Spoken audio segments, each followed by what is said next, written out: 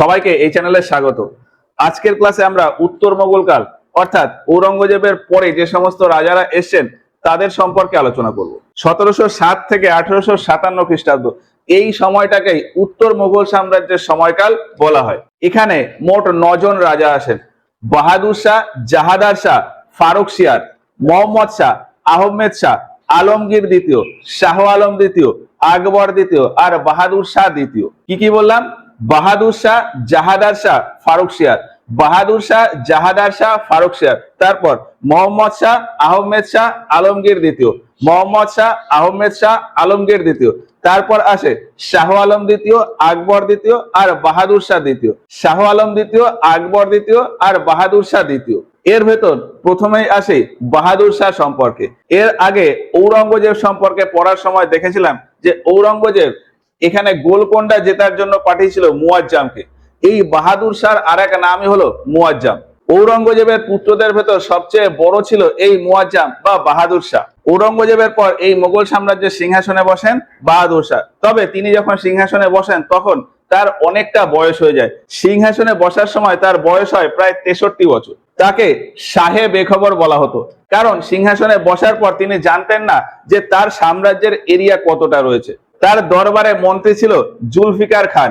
বাহাদুর শাহের দরবারে মন্ত্রী ছিল জুলফিকার খান আর বাহাদুর শাহর 4 জন ছেলে ছিল। এখন বাহাদুর শাহের পরে কে এই মোগল সাম্রাজ্যের সিংহাসনে বসবে তা নিয়ে এই 4 ছেলের ভেতরে দ্বন্দ্ব শুরু হয়ে যায়। আর এই দ্বন্দ্বে জুলফিকার খান জাহাদার শাহকে জিতিয়ে দেয়। জুলফিকার খানের নেতৃত্বে জাহাদার শাহ জিতে যায় এবং পরবর্তী রাজা হয়। তো বাহাদুর শাহের পরে রাজা হয় জাহাদার শাহ। এর আগে ঔরঙ্গজেবের সময় গিয়ে দেখা যায় যে তার সাম্রাজ্যে রাজস্বের পরিমাণ খুবই কমে গেছে। আবার পরবর্তীতে গিয়ে যখন জাহাদার শাহ ক্ষমতায় আসে তখন জাহাদার শাহ এমন দান করত যে তিনি জানতেনই না যে কোন অর্থ কোথায় কাজে খাটাতে হবে। যে কোনো জায়গা থেকে অর্থ নিয়ে দান ধ্যান করে দিতেন। এই জন্য তাকে লম্পট মূর্খও বলা হতো। তো লম্পট মূর্খ বলা হতো জাহাদার শাহকে। তার দরবারেও মন্ত্রী ছিলেন জুলফিকার খান আর তার দরবারে 2 জন বিখ্যাত পণ্ডিত ছিলেন। তারা ছিলেন আব্দুল্লাহ খান আর হাসান আলী। আব্দুল্লাহ খান আর হাসান আলী এই 2 জনকে একসাথে বলা হতো সৈয়দ বন্ধু। এই সৈয়দ বন্ধু অর্থাৎ আব্দুল্লাহ খান ও হাসান আলীকে কিং মেকার বা নৃত নির্মাতা বলা হয়। নৃত শব্দের অর্থ হলো রাজা, মানে তারা কাউকে দেখে বুঝতে পারতেন যে পরবর্তী রাজা কে হবে বা রাজা হওয়ার জন্য তাদেরকে ট্রেনিং দিতেন। 2 জন পণ্ডিত ছিলেন আব্দুল্লাহ খান আর হাসান আলী, তাদেরকে বলা হতো সৈয়দ বন্ধু। এরা জাহাদার শাহের দরবারে ছিলেন। জাহাদার শাহের একজন ভাইপো ছিল ফারুকশিয়ার। জাহাদার শাহের ভাইপো ফারুকশিয়ার ওই যে সৈয়দ বন্ধু অর্থাৎ আব্দুল্লাহ খান ও হাসান আলী, এরা 2 জন ফারুকশিয়ারকে দিয়ে জাহাদার শাহকে হত্যা করিয়ে দেয়। কি বললাম? সৈয়দ বন্ধু ফারুকশিয়ারকে দিয়ে জাহাদার শাহকে হত্যা করিয়ে দেয় এবং এই জাহাদার শাহের পরে এই সিংহাসনে বসেন ফারুকশিয়ার। এবার ফারুকশিয়ারের সময়কালটা আমাদের জন্য একটু গুরুত্বপূর্ণ। ফারুকশিয়ারের সময়কাল হলো 1713 খ্রিস্টাব্দ থেকে 1719 খ্রিস্টাব্দ পর্যন্ত। ফারুকশিয়ারের সময়কাল 1713 থেকে 1719। এর আগে ঔরঙ্গজেবের সময় থেকেই মারাঠা স্বাধীন রাজ্য হিসাবে ঘোষণা হয়ে যায়, কিন্তু ফারুকশিয়ার এসে মারাঠাকে পুরোপুরি স্বতন্ত্র রাজ্য বলে ফাইনালি ঘোষণা করে দেয়। আর এই সময় আরো একটা বড় ঘটনা ঘটে, ফারুকশিয়ারের ফরমান 1717 খ্রিস্টাব্দে। তবে এর পেছনে একটা কাহিনী রয়েছে। বলা হয় যে ফারুকশিয়ার সেই সময় খুবই কঠিন একটি রোগে আক্রান্ত হয়, অনেকটা বসন্ত টাইপের রোগ। আর সেই সময় একজন ইংরেজ চিকিৎসক হ্যামিল্টন ফারুকশিয়ারকে সুস্থ করে দেয়। ফলে ফারুকশিয়ার খুশি হয়ে ইংরেজদের বাংলাতে ব্যবসা বাণিজ্য করার ছাড় দেয়। এর আগে আমরা দেখেছি যে জাহাঙ্গীরের দরবারে এসেছিল টমাস রো জাহাঙ্গীরের কাছ থেকে ব্যবসায়িক ছাড়পত্র নিয়েছিল, তবে তাতে কিছুটা কন্ডিশন ছিল।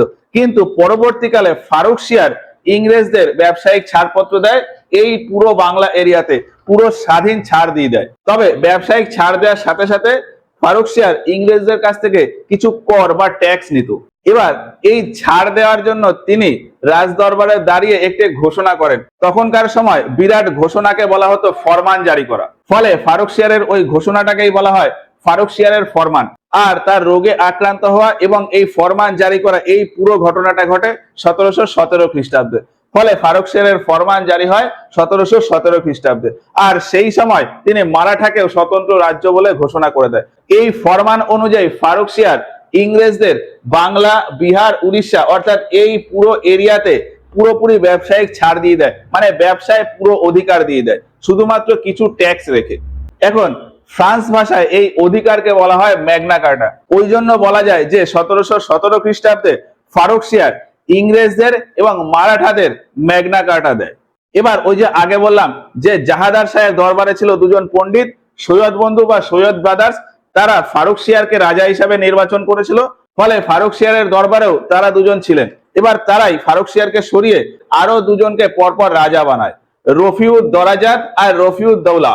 কি বললাম, পরপর দুজনকে রাজা বানায়, রফিউদ দরাজাত আর রফিউদ দৌলা। এবার এরা 3-4 মাস করে শাসন করে, এরা তেমন যোগ্য শাসক ছিল না, ফলে ওদের দুজনকেই আবার সরিয়ে দিয়ে মোহাম্মদ শাহকে রাজা বানানো হয়। এবার ওই দুজনের যেহেতু সময়কাল খুব বেশি সময় ছিল না, ওই জন্য ওদেরকে আমরা এই লিস্টে রাখি না। ফলে বলা যায় যে ফারুকশিয়ারের পরে রাজা হয় মোহাম্মদ শাহ। এই মোহাম্মদ শাহকেও ওই সৈয়দ বন্ধুই রাজা হিসাবে নির্বাচন করেছিলেন। মোহাম্মদ শাহের সময়কাল 1719 থেকে 1748 খ্রিস্টাব্দ পর্যন্ত। তার আরেক নাম হলো রওশন আক্তার। মোহাম্মদ শাহ বা রওশন আক্তার, তাকে রঙ্গিলা বাদশাহ বলা হতো, কারণ তিনি সবসময় মদ এবং মেয়ে নিয়ে পড়ে থাকতেন, অর্থাৎ বাইজি নিয়ে পড়ে থাকতেন। আর তার সময় গিয়ে দেখা যায় ওই যে সৈয়দ বন্ধু তার দরবারে রয়েছে, তাদেরকে ওই মোহাম্মদ শাহের দরবারের কোনো ব্যক্তি হত্যা করে দিয়েছে। কে হত্যা করে দিয়েছে জানা যায় না, কিন্তু দেখা যায় যে ওই সৈয়দ বন্ধুদের হত্যা করে দেওয়া হয়েছে এই মোহাম্মদ শাহের সময়। আর এটা ঘটে 1720 খ্রিস্টাব্দে। 1720 খ্রিস্টাব্দে ওই সৈয়দ বন্ধুদের হত্যা করে দেয় মোহাম্মদ শাহের দরবারের কোনো একজন ব্যক্তি। তারপর 1722 এবং 1724 খ্রিস্টাব্দে গিয়ে 3টে এরিয়া এই মুঘল সাম্রাজ্যের এরিয়া থেকে আলাদা হয়ে যায়, বাংলা, অবধ আর হায়দ্রাবাদ। বাংলা, অবধ আর হায়দ্রাবাদ এই 3টে এরিয়া মুঘল সাম্রাজ্যের এরিয়া থেকে স্বাধীন হয়ে যায়। এই যে এই এরিয়া হলো বাংলা, এই বাংলার এরিয়া, এটা অবধ এরিয়া, আর এইখানে হলো হায়দ্রাবাদ এরিয়া। বাংলা, অবধ আর হায়দ্রাবাদ এই 3টে এরিয়া 1722 এবং 1724 সালে আলাদা হয়ে যায়। 1722 সালে বাংলা আর অবধ আলাদা হয় এবং পরবর্তীতে 1724 খ্রিস্টাব্দে গিয়ে হায়দ্রাবাদ আলাদা হয়ে যায়। বাংলাকে স্বাধীন করে নেন মুর্শিদ কুলি খান। মুর্শিদ কুলি খান 1722 খ্রিস্টাব্দে গিয়ে বাংলা স্বাধীন করে নেন। সওদাত খান 1722 খ্রিস্টাব্দে গিয়ে অবধ আলাদা করে নেন। আর নিজাম উল মুলক 1724 খ্রিস্টাব্দে গিয়ে হায়দ্রাবাদ আলাদা করে নেন। তো এই 3টে রাজ্য সম্পর্কে আমরা পরের ক্লাসে গিয়ে আলোচনা করব। আর এইভাবে মোহাম্মদ শাহের সময় চলতে চলতে 1737 খ্রিস্টাব্দে 1737 খ্রিস্টাব্দে গিয়ে দেখা যায় যে দিল্লির উপরে মারাঠাদের আক্রমণ হয়েছে। এই দিল্লির উপরে মারাঠাদের আক্রমণ হয়েছে। মারাঠাদের রাজা ছিল বাজিরাও প্রথম। মারাঠাদের রাজা বাজিরাও প্রথম 500 সৈন্য নিয়ে এই দিল্লির উপর আক্রমণ করে। মারাঠাদের এরিয়া ছিল মেইন এই এরিয়াটা। তো এই এরিয়া থেকে মারাঠারা এসে দিল্লির উপর আক্রমণ করে বাজিরাও প্রথম প্রায় 500 সৈন্য নিয়ে। মোহাম্মদ শাহ যেহেতু দুর্বল একজন রাজা ছিলেন, ফলে মারাঠাদের কাছে হেরে যায় এবং মারাঠারা আর এই এরিয়া দখল না করে এখান থেকে প্রায় 5 লক্ষ মুদ্রা নেয় এবং আবারও তাদের এরিয়াতে ফিরে আসে। আর মোহাম্মদ শাহকে ওয়ার্নিং দিয়ে যায় যে প্রত্যেক বছর আমাদের এই রকম অর্থ দিতে হবে, 5 লক্ষ, 6 লক্ষ বা 7 লক্ষ প্রত্যেক বছর অর্থ দিতে হবে, তাহলে আমরা আর এই এরিয়ার উপর আক্রমণ করব না। এবং তার সাথে সাথে আরেকটা সুবিধা দেব যে দিল্লির উপরে যদি বাইরে থেকে কখনো কোনো আক্রমণ হয় তাহলে আমরা তাতে সাহায্য করব। তাহলে কি বললাম, 1737 খ্রিস্টাব্দে মারাঠাদের রাজা বাজিরাও প্রথম দিল্লির উপর আক্রমণ করে প্রায় 500 সেনা নিয়ে।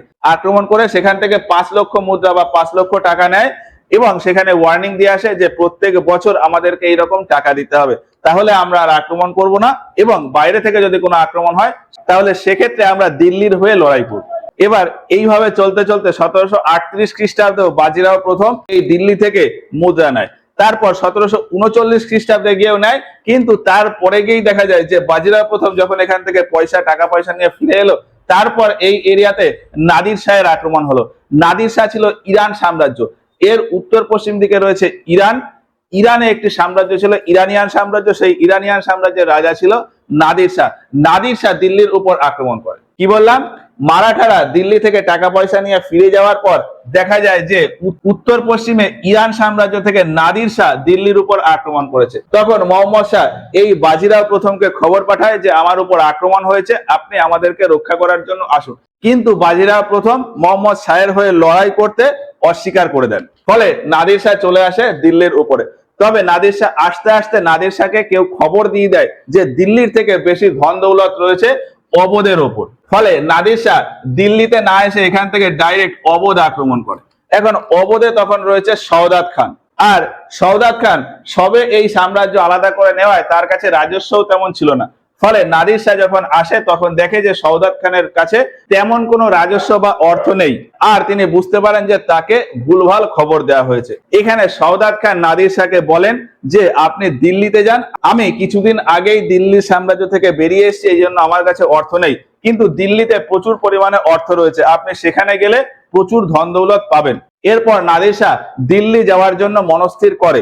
তবে দিল্লি যাওয়ার আগে সওদাত খানকে একটা ওয়ার্নিং দিয়ে যায়, বলে যায় যে আমি দিল্লি যাচ্ছি, যদি ধন দৌলত পাই তো ভালো, আর যদি ধন দৌলত না পাই তাহলে আবার আমি অবধ আসবো, দিল্লি থেকে আবার অবধ আসবো, এসে আপনাকে হত্যা করে দিয়ে চলে যাব। এই ওয়ার্নিং দিয়ে নাদির শাহ অবধ থেকে দিল্লির উদ্দেশ্যে রওনা দেয়, আর দিল্লিতে গিয়ে দেখে যে প্রচুর ধন দৌলত রয়েছে, এবং ওই ধন দৌলত লুট করার জন্য মোহাম্মদ শাহের সাথে একটা যুদ্ধও করেন। যুদ্ধের নাম হলো কার্নালের যুদ্ধ। 1739 খ্রিস্টাব্দে নাদির শাহ আর মোহাম্মদ শাহ, নাদির শাহ আর মোহাম্মদ শাহ এদের দুজনের ভেতরে একটা যুদ্ধ হয়, কার্নালের যুদ্ধ। বর্তমানে হরিয়ানাতে একটা জায়গা রয়েছে কার্নাল, এই হরিয়ানার ভেতরে এখানে রয়েছে পানিপথ, পানিপথের ঠিক উত্তরে এইখানে রয়েছে হচ্ছে কার্নাল। এই কার্নালেই নাদির শাহ আর মোহাম্মদ শাহের ভেতরে যুদ্ধ হয়, কার্নালের যুদ্ধ 1739 খ্রিস্টাব্দে। আর এই যুদ্ধে মোহাম্মদ শাহ পরাজিত হয়ে যায় এবং নাদির শাহ এখান থেকে প্রচুর পরিমাণে ধন দৌলত পায়। আর এতই ধন দৌলত পায় যে তার সাথে যে হাতি ঘোড়া গাধা এই সমস্ত জিনিস এনেছিল, ধন দৌলত নেওয়ার জন্য এই হাতি ঘোড়া কম পড়ে যায়। ফলে নাদির শাহ একটু চিন্তা ভাবনা করে যে আমি পুনরায় ইরান ফিরে যাওয়ার আগে অবধের এরিয়া মানে সওদাত খানকে কিছু ধন দৌলত দিয়ে যায়। এই জন্যই নাদির শাহ দিল্লি থেকে আবার অবধের দিকে রওনা দেয় ধন দৌলত নিয়ে। এবার সওদাত খান খবর পায় যে দিল্লি থেকে আবার নাদির শাহ অবধের দিকে আসছে, ফলে সওদাত খান নাদির শাহের ওই ওয়ার্নিং এর কথা চিন্তা করে যে আমি যদি দিল্লিতে ধন সম্পদ না পাই তাহলে ব্যাক করে আবার আসবো। সওদাত খান ভাবেন যে দিল্লিতে ধন সম্পদ না পাওয়ায় নাদির শাহ আবার ব্যাক করে অবধের দিকে আসছে। এখন সওদাত খান নাদির শাহের হাতে মরার থেকে নিজে আত্মহত্যা করে নেওয়াকে বেটার ভাবেন, এই জন্যই নাদির শাহ অবধ আসার আগেই নিজে আত্মহত্যা করে নেন। আর পরে নাদির শাহ এই অবধে এসে দেখেন যে সওদাত খান আত্মহত্যা করে নিয়েছে, ফলে তার সাম্রাজ্যে বেশ কিছু ধন সম্পদ দিয়ে নাদির শাহ আবার ইরান ফিরে যায়। এখন নাদির শাহ যখন দিল্লি থেকে ধন সম্পদ নেয় তখন সেখানে দেখেছিলেন যে ময়ূর সিংহাসনের উপরে রয়েছে কোহিনূর হীরা। নাদির শাহ সেই কোহিনূর হীরাকে নিয়েও চলে যায়। তো এই হলো মোহাম্মদ শাহের সময় হওয়া বিভিন্ন ঘটনা। এবার এই সমস্ত ঘটনার ভেতর মোহাম্মদ শাহের একটা খুব ভালো ডিসিশন ছিল যে মোহাম্মদ শাহ জাজিয়া করকে পুরোপুরি সমাপ্ত করে দেন। এর আগে ঔরঙ্গজেবের সময় দেখেছিলাম যে ঔরঙ্গজেব পুনরায় আবার জাজিয়া কর ইন্ট্রোডিউস করেছিলেন, কিন্তু পরবর্তীতে মোহাম্মদ শাহ এই জাজিয়া করকে পুরোপুরি সমাপ্ত করে দেন। তারপরে আর জাজিয়া কর লাগু হয়নি। এবার মোহাম্মদ শাহের পরে রাজা হয় আহমেদ শাহ।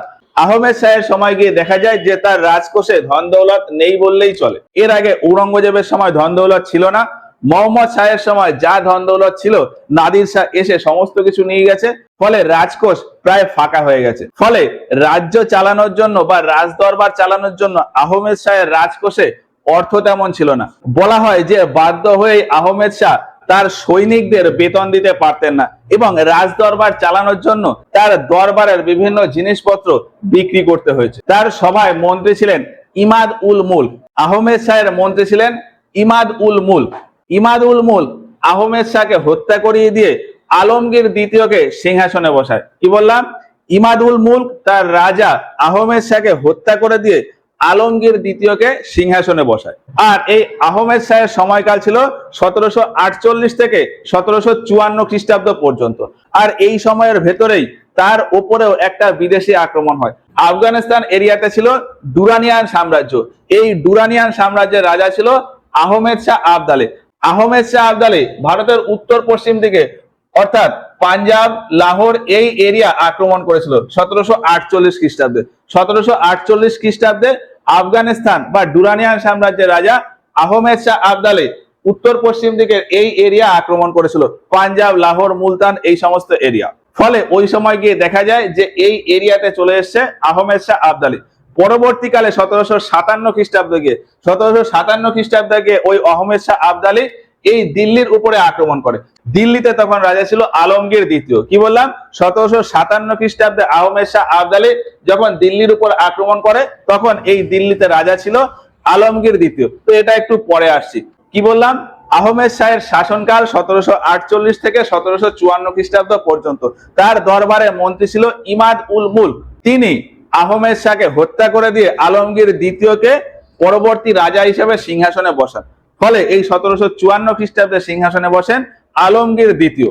আলমগীর দ্বিতীয়র সময়কাল 1754 থেকে 1758 খ্রিস্টাব্দ পর্যন্ত। আর এর সময়কালেই দুটো বড় বড় ঘটনা ঘটে। প্রথম হলো পলাশীর যুদ্ধ। বাংলার এরিয়াতে 1757 খ্রিস্টাব্দে হয় পলাশীর যুদ্ধ। 1757 খ্রিস্টাব্দে বাংলার এরিয়াতে হয় পলাশীর যুদ্ধ। আর ওই যে বললাম 1757 খ্রিস্টাব্দে আহমেদ শাহ আবদালী দিল্লির উপর আক্রমণ করে। আফগানিস্তান এরিয়া থেকে আহমেদ শাহ আবদালী দিল্লির উপর আক্রমণ, আর বাংলার এই এরিয়াতে পলাশীর যুদ্ধ। এইখানে হলো পলাশী। এই পলাশীর যুদ্ধ হয় 1757 খ্রিস্টাব্দে। এই পলাশীর যুদ্ধের পরে বাংলার এই পুরো এরিয়ার দখল চলে আসে ইংরেজদের আন্ডারে। এবার এই আলমগীর দ্বিতীয়র দরবারেও মন্ত্রী ছিলেন ওই ইমাদুল মুলক। ইমাদুল মুলক আলমগীর দ্বিতীয়কে হত্যা করে দিয়ে শাহ আলম দ্বিতীয়কে এবার সিংহাসনে বসায়। ইমাদুল মুলক আলমগীর দ্বিতীয়কে সরিয়ে দিয়ে শাহ আলম দ্বিতীয়কে আবার এই মুঘল সাম্রাজ্যের সিংহাসনে বসায়। আর এই শাহ আলম দ্বিতীয়র শাসনকালে ছিল উত্তর মোগল কালে সব থেকে বড় শাসনকাল। তার শাসনকাল ছিল 1759 থেকে 1806 খ্রিস্টাব্দ পর্যন্ত। 1759 থেকে 1806 খ্রিস্টাব্দ পর্যন্ত শাহ আলম দ্বিতীয় এই মোগল সাম্রাজ্যের সিংহাসনে বসেন। আর এইখানেই অনেক বড় পরিবর্তন হয়ে যায়। তার ভেতর প্রধান হলো বক্সারের যুদ্ধ 1764 খ্রিস্টাব্দে। 1764 খ্রিস্টাব্দে বক্সারের যুদ্ধের পর বলা যায় যে ভারতের পুরো এরিয়ার নিয়ন্ত্রণ ইংরেজদের হাতে চলে এসছে। তবে বক্সারের যুদ্ধের আগে আর একটা ঘটনাটা ঘটে পানিপথের তৃতীয় যুদ্ধ 1761 সালে। এর আগে আমরা দেখেছি যে মারাঠা সাম্রাজ্যের রাজা ছিল বাজিরাও প্রথম মোহাম্মদ শাহের সময় দিল্লির উপর আক্রমণ করেছিল, সেখান থেকে অর্থ নিয়ে আবার চলে এসেছিল।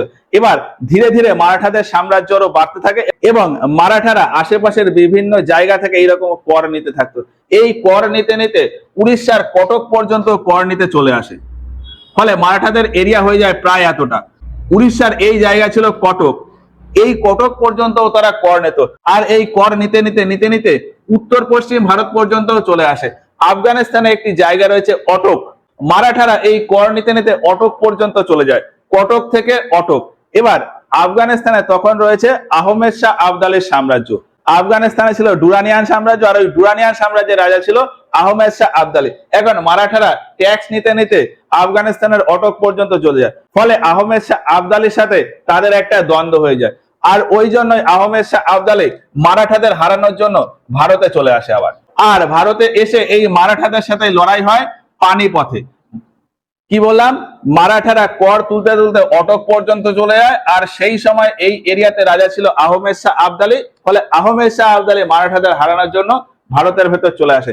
ভারতের ভেতর চলে এসে মারাঠাদের সাথে একটা লড়াই হয় পানিপথের ময়দানে। এই যে এইটা হলো পানিপথ।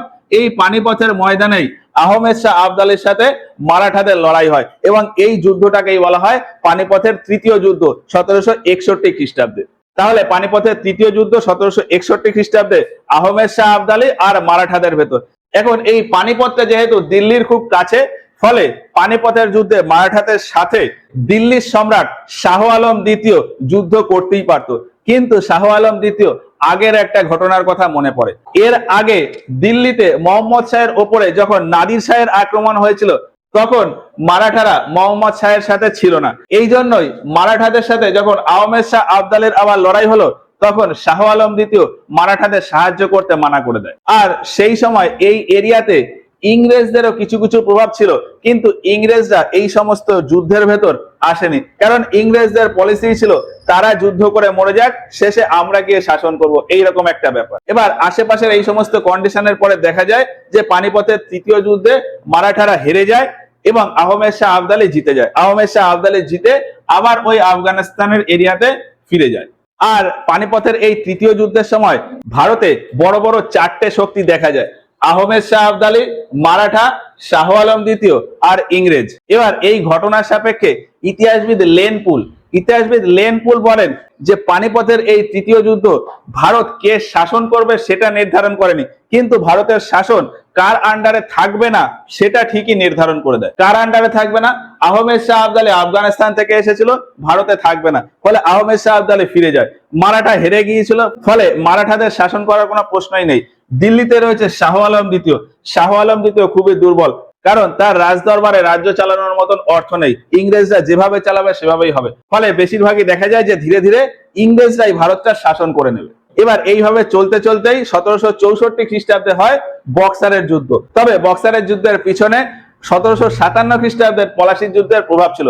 সেটা যখন পলাশির যুদ্ধ সম্পর্কে ডিটেলসে পড়বো তখন ভালো বুঝতে পারবো। এখন শুধু এইটুকু জেনে রাখতে হবে যে 1764 খ্রিস্টাব্দে বক্সারের যুদ্ধ হয়, আর এই বক্সারের যুদ্ধে শাহ আলম দ্বিতীয় পরাজিত হয়ে যায়। আর এর ঠিক পরের বছর অর্থাৎ 1765 খ্রিস্টাব্দে শাহ আলম দ্বিতীয় এবং ইংরেজদের ভেতরে একটা সন্ধি হয়, এলাহাবাদের সন্ধি। মোগল সাম্রাজ্যের সময় রাজধানী ছিল দিল্লি। আর 1757 খ্রিস্টাব্দে পলাশির যুদ্ধে ইংরেজরা জিতে গিয়ে তারা বাংলার এই এরিয়াতে মোটামুটি দখল নিয়ে নিয়েছিল। এখন 1764 সালে যখন বক্সারের যুদ্ধ হয় তখন টেম্পোরারি রাজধানী বানানো হয়েছিল এলাহাবাদে। এই যে এই এরিয়া হলো এলাহাবাদ। 1764 সালে বক্সারের যুদ্ধের সময় টেম্পোরারি এই রাজধানী বানানো হয়েছিল এলাহাবাদ। ফলে 1765 সালে শাহ আলম দ্বিতীয় এবং ইংরেজদের ভেতরে যে সন্ধি হয় সেটা এই এলাহাবাদে বসেই হয়, এই জন্য সেটাকে এলাহাবাদের সন্ধিই বলা হয়। পরবর্তীকালে 1857 খ্রিস্টাব্দে গিয়ে যখন বিদ্রোহ হয় তখনও সেই বিদ্রোহের সময় এই ভারতের টেম্পোরারি রাজধানী বানানো হয়েছিল এলাহাবাদে। ওই জন্য তার পরের বছর অর্থাৎ 1758 খ্রিস্টাব্দে যে মহারানী ঘোষণাপত্র পড়া হয়েছিল সেটাও এই এলাহাবাদে দাঁড়িয়েই পড়া হয়েছিল। তো 1857 সালের বিদ্রোহে গেলাম না, তাহলে 1765 সালে হলো এলাহাবাদের সন্ধি। আর এই এলাহাবাদের সন্ধির দরুন ভারতের ওভারঅল শাসনের দায়িত্ব চলে আসে ইংরেজদের হাতে। আর সেই সময় সব থেকে উন্নত জায়গা ছিল বাংলার এরিয়া। ফলে বাংলা, বিহার আর উড়িষ্যা এই তিনটে জায়গার পুরোপুরি ক্ষমতা চলে আসে ইংরেজদের হাতে এবং সেখানে দ্বৈত শাসন শুরু হয়। দ্বৈত শাসন কি মানে? এই এরিয়াতে ছোটখাটো কাজ করবে সেই সমস্ত লোকাল যে সমস্ত রাজা বা জমিদার টাইপের রয়েছে তারা ছোটখাটো কাজ করে নেবে, আর বড় বড় কাজ যেমন কর তোলা, শাসন করা, বিচার ব্যবস্থা সামলানো, এই সমস্ত কাজ করবে ইংরেজরা। অর্থাৎ ডুয়েল গভর্নমেন্ট পলিসি। কিছু কাজ রাজারা বা জমিদাররা করবে আর বাকি সমস্ত কাজ ইংরেজরা করবে। দুই রকমের পাবলিক যে শাসন সেটাকেই বলা হয় দ্বৈত শাসন। তো বাংলায় প্রথমে এই দ্বৈত শাসন শুরু হয় এলাহাবাদের সন্ধির পরেই। আর এই এলাহাবাদের সন্ধির পরেই ইংরেজরা শাহ আলম দ্বিতীয়কে প্রস্তাব দেন যে আপনার আর রাজা হিসাবে থাকার দরকার নেই, শাসন আমরাই চালাবো, রাজা হিসাবে আপনিই থাকবেন, কিন্তু আপনার কর টর তোলার দরকার নেই, কর খাজনা যা তোলার আমরাই করব, আপনি শুধু রাজা হিসাবে থাকবেন, আর আপনি কোনো অর্থ পাবেন না, কোনো কর পাবেন না, আপনাকে আমরা একটা পেনশন দিয়ে দেবো, আপনি যে টাকা কর হিসাবে পাচ্ছেন তার থেকে বেশি পয়সা আমরা আপনাকে পেনশন হিসাবে দিয়ে দেবো, আপনি শুধু নামেই রাজা হিসাবে থাকবেন, কিন্তু রাজার কোনো দায়িত্ব আপনার থাকবে না। আর এইভাবে শাহ আলম দ্বিতীয় এরপর থেকে যায়। এইভাবে থাকতে থাকতে 1806 খ্রিস্টাব্দে গিয়ে শাহ আলম দ্বিতীয় মারা যায় এবং তারপর সিংহাসনে বসেন আকবর দ্বিতীয়। আকবর দ্বিতীয় সময়কাল 1806 থেকে 1837 খ্রিস্টাব্দ পর্যন্ত। আকবর দ্বিতীয় একদম জন্ম থেকেই দেখেন যে তার বাবা শাহ আলম দ্বিতীয় পেনশন পাচ্ছে এবং তিনিও সেই পেনশন পেতেন। আর তিনি যখন রাজা হন তখন তার রাজা হওয়ার শুরুটাই হয় ওই পেনশন সিস্টেম থেকে। ফলে ইংরেজদের অধীনেই বা ইংরেজদের সংরক্ষণেই প্রথম রাজা হয় আকবর দ্বিতীয়, এটা বলা যায়। আর আকবর দ্বিতীয় যখন সিংহাসনে বসেন বা আকবর দ্বিতীয় যে শাসনকাল, সেই সময় গিয়ে দেখা যায় যে ইংরেজরা পেনশনের পরিমাণ কমিয়ে দিয়েছে। ইংরেজদের বক্তব্য ছিল দেশ থেকে কর তেমন উঠছে না, ওই জন্য আপনার পেনশনের পরিমাণও কমে গেছে। এখন এই ঘটনায় আকবর দ্বিতীয় খুবই অসন্তুষ্ট হয়ে যান ইংরেজদের উপর। কারণ কি? কারণ তার পেনশনের পরিমাণ কমে গেছে। এখন আমার খরচের তো একটা নির্দিষ্ট হিসাব করা রয়েছে, মানে আকবর দ্বিতীয়র খরচের একটা হিসাব করা রয়েছে যে আমার মাসে হয়তো এই খরচ হবে। এবার ইংরেজরা যদি আমার ওই আয়ের পরিমাণ কমিয়ে দেয় তাহলে আমার খরচে অসুবিধা হয়ে যাবে। সেই জন্যই আকবর দ্বিতীয় ইংরেজদের যে পেনশন দেওয়া কমে গেছে তাতে অসন্তুষ্ট হয়ে যায়। এবার এই পেনশনটা ইংরেজরা দিলেও সেটা কন্ট্রোল হতো লন্ডন থেকে। ওই জন্যই আকবর দ্বিতীয় তার পেনশনের পরিমাণ নিয়ে কথা বলার জন্য ইংল্যান্ডে একজন ব্যক্তিকে পাঠায়, রাজা রামমোহন রায়, যে আমার এই পেনশনের পরিমাণ কমে গেছে, এটা একটু বাড়ানোর ব্যবস্থা করুন, বা এইভাবে চলা যায় নাকি, এইরকম বিভিন্ন কথা বলার জন্য রাজা রামমোহন রায়কে পাঠিয়েছিলেন। আর রামমোহন রায়ের জীবনী এবং তার পারদর্শিতার জন্য এই আকবর দ্বিতীয় তাকে রাজা উপাধি দিয়েছিলেন। রাজা রামমোহন রায়ের উপাধি রাজা, এই রাজা উপাধিটি দিয়েছিলেন আকবর দ্বিতীয়। তো যাই হোক, রাজা রামমোহন রায় ইংল্যান্ডে গিয়েছিলেন, তারপর কোনো না কোনো কারণে ইংল্যান্ডেই তার মৃত্যু হয়ে যায়। ফলে আকবর দ্বিতীয়র ওই পেনশনের ইস্যু আর তখন সলভ হয়নি। এরপর আকবর দ্বিতীয়র পরে রাজা হন বাহাদুর শাহ দ্বিতীয় বা বাহাদুর শাহ জাফর। বাহাদুর শাহ জাফরের সময় গিয়ে দেখা যায় যে পেনশন একদমই বন্ধ হয়ে গেছে, মানে ইংরেজরা বাহাদুর শাহ জাফরকে কিছুদিন পেনশন দিয়ে তারপরে বন্ধ করে দেন, আর পেনশন দিতেনই না। ফলে বাহাদুর শাহ জাফর ইংরেজদের বিরুদ্ধে আরো অসন্তুষ্ট হয়ে পড়ে। ইংরেজদের বিরুদ্ধে প্রতিবাদ করার জন্য তিনি একটি পত্রিকা লিখতেন, জাফর নামক পত্রিকা। নিত্যদিনের বিভিন্ন ঘটনা, ইংরেজদের বিভিন্ন কার্যকলাপ নিয়ে একটি পত্রিকা লিখতেন, জাফর নামক পত্রিকা। বাহাদুর শাহ জাফরের সময়কাল ছিল 1837 থেকে 1857। 1857 কেন বলছি, 1837 খ্রিস্টাব্দে তিনি সিংহাসনে বসেন এবং তারপর চলতে চলতে ওই যে গিয়ে দেখা যায় যে তার পেনশন বন্ধ হয়ে যায় এবং তিনি ইংরেজদের বিরুদ্ধে বিভিন্ন সময় প্রতিবাদ করতে থাকেন। এবং বাহাদুর শাহ জাফরের পাশাপাশি দেশের বিভিন্ন জায়গাতে ইংরেজদের বিরুদ্ধে বিভিন্ন প্রতিবাদ হতে থাকে। প্রতিবাদ হতে হতে 1857 খ্রিস্টাব্দে গিয়ে মহাবিদ্রোহের আকার ধারণ নিয়ে নেয়। আর এই মহাবিদ্রোহ যখন আকার ধারণ নেয় তখন বাহাদুর শাহ জাফর দিল্লি থেকেই নেতৃত্ব দেন। 1857 সালের বিদ্রোহের সময় দেশের বিভিন্ন জায়গা থেকে বিদ্রোহের ডাক ওঠে, সেই রকমই দিল্লি থেকে বিদ্রোহ বা প্রতিবাদের ডাক দিয়েছিলেন এই বাহাদুর শাহ দ্বিতীয় বা বাহাদুর শাহ জাফর। এবার এই বিদ্রোহ চলতে চলতে ইংরেজরা বেশ কিছুদিন পর কোনো না কোনো ভাবে সমস্ত জায়গার বিদ্রোহ দমন করে দেয়। সেইভাবে দিল্লির বিদ্রোহ দমন করে দিয়েছিল। দমন করে বাহাদুর শাহ দ্বিতীয় তো তাহলে হেরে যায়। এখন বাহাদুর শাহ দ্বিতীয়র যে সমস্ত ছেলেমেয়েরা রয়েছে তাদের সবাইকে হত্যা করে দেয়। হত্যা করে দিয়ে বাহাদুর শাহ দ্বিতীয়কে মায়ানমারে পাঠিয়ে দেয়। মায়ানমারে একটি জায়গা আছে ইয়াঙ্গুন, মায়ানমারে জায়গা আছে ইয়াঙ্গুন। বাহাদুর শাহ দ্বিতীয়কে ওই ইয়াঙ্গুনে পাঠিয়ে দেয় এবং ইয়াঙ্গুনে থাকতে থাকতেই বাহাদুর শাহ দ্বিতীয় 1862 খ্রিস্টাব্দে মারা যায়। তাহলে বাহাদুর শাহ দ্বিতীয়কে যখন ইয়াঙ্গুনে পাঠিয়ে দেন তখন দিল্লিতে রয়েছে ইংরেজরা বা ব্রিটিশরা। আর ব্রিটিশরা 1857 সালের এই বিদ্রোহ, বিভিন্ন জায়গার বিদ্রোহ থামিয়ে দিয়ে 1858 খ্রিস্টাব্দে মহারানীর ঘোষণাপত্র পাঠান। 1858 খ্রিস্টাব্দে ইংল্যান্ডে মহারানী ছিলেন ভিক্টোরিয়া। মহারানী ভিক্টোরিয়া ভারত চালানোর জন্য একটি ঘোষণাপত্র পাঠান এবং সেই ঘোষণাপত্রকে এলাহাবাদে পড়া হয়। ওই যে বললাম যে এই বিদ্রোহের সময় টেম্পোরারি রাজধানী ছিল এলাহাবাদ, আর সেই সময় ভারতের ভাইসরয় ছিলেন লর্ড ক্যানিং। ফলে মহারানীর ওই ঘোষণাপত্র বা মহারানীর ওই ফরম্যান লর্ড ক্যানিং বা ক্যানিং এই এলাহাবাদেই পড়ে। তো মহারানীর ঘোষণাপত্র 1858 খ্রিস্টাব্দে, ডেটটা হলো 1 নভেম্বর। 1858 খ্রিস্টাব্দের 1 নভেম্বর লর্ড ক্যানিং মহারানীর ঘোষণাপত্র পাঠ করেন এই এলাহাবাদে। আর এই ঘোষণাপত্র পড়ার পর কি হয় সেটা আমরা মডার্ন হিস্ট্রিতে গিয়ে ডিটেলসে আলোচনা করব। তবে মহারানীর ঘোষণাপত্রের ভেতর একটা পয়েন্ট ছিল, সেটা একটু বলে দিই। সেটা হলো যে এই ঘোষণাপত্রে বলা হয় আজ অর্থাৎ 1 নভেম্বর 1858 খ্রিস্টাব্দ, এই সময় থেকে মোগল সাম্রাজ্য সমাপ্ত হয়ে গেল।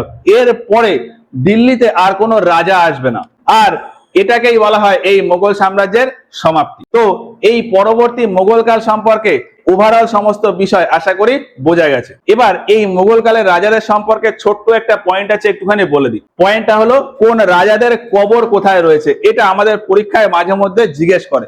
যেমন বাবরের কবর, বাবরের কবর রয়েছে কাবুলে, তবে ইনিশিয়ালি বাবরের কবরস্থান তৈরি করা হয়েছিল আগ্রাতে, পরে সেটাকে চেঞ্জ করে কাবুলে করা হয়। এরপর হুমায়ুন, হুমায়ুনের মকবরা বা হুমায়ুনের কবর রয়েছে দিল্লিতে। হুমায়ুনের কবর তৈরি করেছিলেন তার স্ত্রী হামিদা বানু বেগম। আর হুমায়ুনের জীবনী সম্পর্কে লেখা হয়েছিল হুমায়ুন নামা, সেটা তার বোন গুলবাদান বেগম। হুমায়ুনের মকবরা বা কবর তৈরি করেছিলেন হামিদা বানু বেগম, আর হুমায়ুন নামা লিখেছিলেন গুলবাদান বেগম। এরপর আকবর, আকবরের সমাধি বা আকবরের কবর রয়েছে আগ্রার ফতেপুর সিক্রিতে। জাহাঙ্গীরের মকবরা রয়েছে লাহোরের সিদ্রিতে। শাহজাহানের মকবরা আগ্রার তাজমহলে। ঔরঙ্গজেবের কোনো মকবরা নেই। ঔরঙ্গজেবের কবর বা সমাধি রয়েছে ঔরঙ্গাবাদে একটা গাছের নিচে। আর ঔরঙ্গজেবের পরে যে সমস্ত রাজারা আসেন অর্থাৎ এরা এদের কারোরই তেমন মকবরা তৈরি করা নেই, শুধুমাত্র বাহাদুর শাহ জাফর বা বাহাদুর শাহ দ্বিতীয় তার জন্য মকবরা তৈরি করেছিলেন দিল্লিতে। কি বললাম? বাহাদুর শাহ দ্বিতীয় তার মকবরা দিল্লিতে তৈরি করেছিলেন, কিন্তু তিনি মারা যান মায়ানমারের ইয়াঙ্গুনে, ফলে তার ওই মকবরা ফাঁকাই থেকে যায়। আর এই যে সমস্ত রাজারা এবং রাজ পরিবারের যত সদস্য, তাদের সবারই কবর রয়েছে দিল্লিতে হুমায়ুনের যে মকবরা তার ভিতরেই। বিভিন্ন জায়গাতেই এই রাজাদের পরিবারের বিভিন্ন লোককে ওই হুমায়ুনের মকবরার আশেপাশেই কবর দিয়ে দেওয়া হয়। তো পরবর্তী মোগল কাল সম্পর্কে এই হচ্ছে আজকের ক্লাস। ক্লাসটা যদি ভালো লাগে ভিডিওটাতে একটা লাইক করো। এই ক্লাসগুলো সম্পর্কে তোমাদের মতামত আমাদেরকে কমেন্ট বক্সে জানিও। কোথাও যদি কোনো কনফিউশন থাকে সেগুলো আমাদের কমেন্ট বক্সে জানাতে পারো। তো আজকের মতো ক্লাসটা এখানেই শেষ করছি, দেখা হচ্ছে এর পরের ক্লাসে গিয়ে। আর এর একটা স্ক্রিনশট নিয়ে নিতে পারো।